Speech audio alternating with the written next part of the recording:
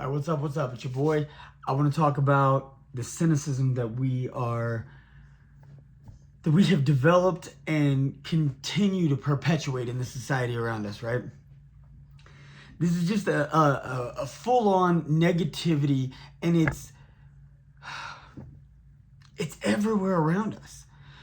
I remember back when I was in college and I was in the social psych research lab, and I was literally developing my experimental design was based on the concept of altruism, and whether altruism was actually a real thing, whether people could actually do a true act that was completely selfless and for the benefit of someone else. The reality is that I could find no valid data.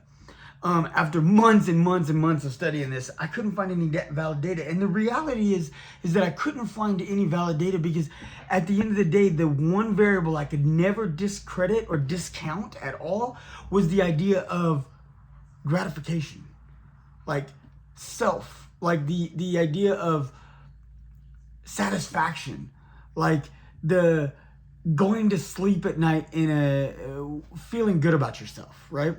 So even if you say, well, I did this for this reason or that, I didn't, it's like, okay, because we've got all these people on TikTok and Instagram and YouTube now that are doing these things where they give to the homeless or they find somebody who needs this or that, and they take care of somebody, right?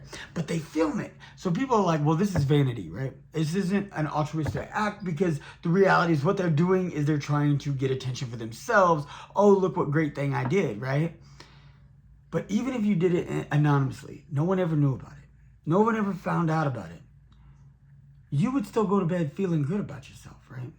You'd still feel like at the end of the night, be able to rest in your bed saying, I did something good. Now, maybe that's not what everybody's thinking, but to completely take that element out was something that my experimental design failed to do. I was unable to get rid of that. I was unable to have somebody do something completely without even that feeling. It was not possible for me to work out. If somebody has an idea, I would love to hear it. Because like I said, I spent a long time developing the experience, developing my theory, developing my whole concept, and I really worked really hard at it. And I worked with some really great research assistants and some researchers, and I worked with just really smart people. Some people who have published some really great things in psychology, and I was blessed and fortunate to have worked with some of these people. But like I said, there was just that flaw that could never get around that, right? So ultimately, could someone do something completely selfless was not something I could determine.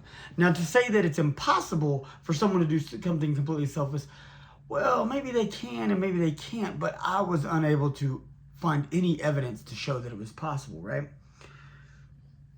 We're in a society right now where everything someone does, someone's attacking, and they can easily just find what it is they believe your ulterior motive is. Like, nobody's willing to say, hey, maybe they did it for this reason or that reason. No, everybody is just quick to say that's why they did it. That's why. Not because they were trying to do something good, not because they were trying to be kind, not because they were actually genuinely trying to help, but because of this other act, right? Mr. Beast is a great example of this, because Mr. Beast has been attacked and ridiculed countless times for his charitable acts that he gets millions and millions and millions and millions and millions and millions and millions of views for, right? So he gets all these views, and people are like, well, you're not really doing anything selfless, because look how much attention you're drawing to yourself. Even though you dug 100 wells in Africa and gave people water, you paid for 100 people to get corrective eye surgery. It's like, no matter what he does, people are just going to say, well, he just did it for his own vanity. And that's really sad. Now, I don't know Beast personally. I don't, So is he completely selfless? Based on the interviews and the times I've seen this man, kind of pour his heart out, like, he genuinely seems like he wants to help people. But in addition to that, his biggest goal is to do the greatest YouTube video ever. That's his biggest goal. Like, he wants to do this video that's just can't be topped, right? And so he's constantly trying to outdo himself. Now, So can you say that's completely selfless? Well, I mean, not really. It's not completely selfless, but it's not selfish either, because he is genuinely trying to help while he's trying to have a good time and create awesome content, right? Why can't it be both? Why do we quickly attack people for doing something good? Why do we see somebody doing something and instantly assume the worst in them? People who think differently than us, people who behave differently than us, we instantly slam or criticize them and say, hey, this is why they're doing it. Now, I'm someone who I tend to be kind of hard on Christians. I do. I tend to be hard on Christians because to me, if you're going to be a Christian, you're going to be loud and proud and on a platform, right? Whether it's social media or it's on a stage preaching to the masses or whatever, doesn't matter. If you grab people's ear and their attention and you're going to say, hey, guess what? I'm a Christian. Now listen to this thing that I have to say. And then you do something because you're human, like everybody else, right? And you're flawed because you're human, like everybody else, right? Then it bothers me. It bothers me. And the reason it bothers me is because I know how non-believers view those Christians. I know how non-believers will take that Christian's flaw, their human quality, their mistake, their slip of the tongue, their whatever, and they'll take that and run with it and say, this is what a Christian is. A Christian's a hypocrite. And see, that gets to me, right? So I'm like, look, if you're going to be on a platform and you're going to shout loud and proud, I'm a Christian, you got to do better. You got to be more careful. You got to tiptoe a little bit, right? You got to walk that line just a little bit so that way you don't screw up. Because if you screw up, they're going to blame all Christians. They're going to blame God. They're going to blame us for your mistake. And you know what? I've done it myself. I've found myself in, little conflicts or little online debates or something. I didn't mean to. I got sucked in. I'm a human. I'm flawed, just like you, just like him, just like her, just like everybody. We're all making mistakes. We're never going to get it always right.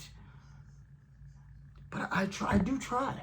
I try. And I know you are. And that's what I want to say. So the reality is that, first of all,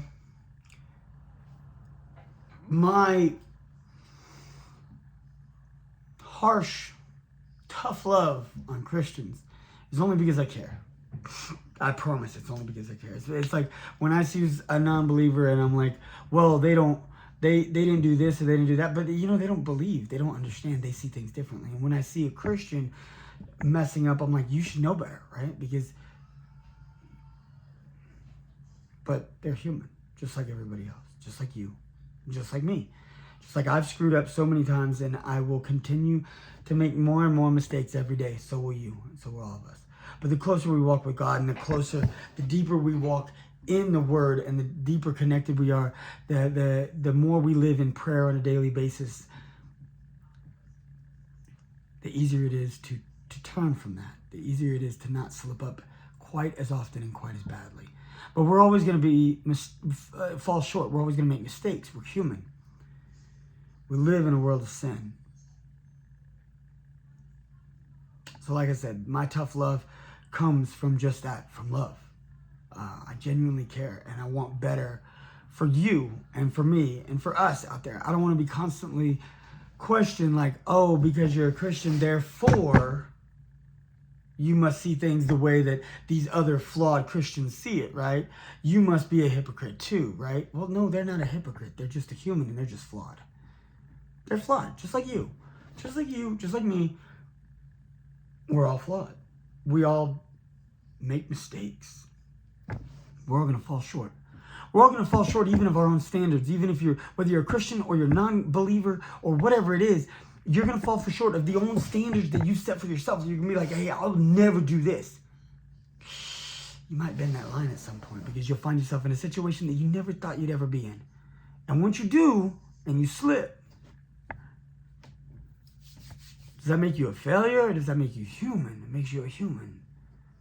So what the key is to pick yourself up, dust yourself off, and not slip again. Not slip in that manner again. Learn from that mistake, and then move forward. That's the key. That's where we have to find ourselves, is continuing to move forward, continuing to better ourselves. And like I said, ultimately, As Christians, we got to spend more and more time in God's word and in prayer. If we do this on a regular, daily basis, constantly, throughout the day, have an open-ended prayer with God, like have a communication, like me and God, we wake up, I'm talking to God. I wake up, I'm talking to God. Throughout the day, I talk to God, and I continue to just have this open dialogue because He is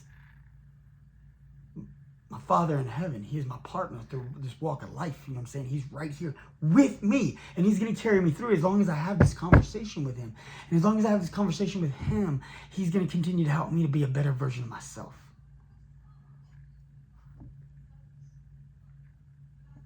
We then also have to be better. Better about casting that judgment upon others. Which, as I said, I tend to... we all struggle with that, right? We all do. It's something I've prayed about for years and years and years. I really try to do better. But I'm not perfect, and we all fall short. So we all cast judgment from time to time. But what we got to do is try better to not cast this judgment and not just assume that people are doing something for a certain reason, and just give them the benefit of the doubt that maybe they meant well and maybe they just got it wrong. Maybe they were trying and they just fell short.